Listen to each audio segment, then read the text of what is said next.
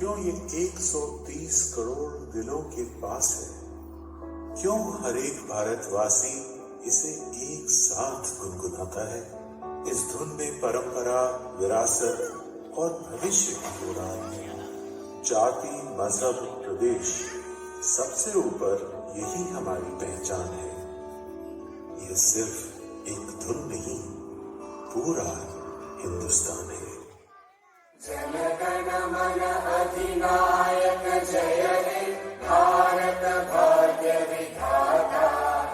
Punjab Sindh Gujarat Maratha Dravida Utkal Ganga. Vindhya Himachal Yamuna Ganga उच्चल जलधि Tharanga.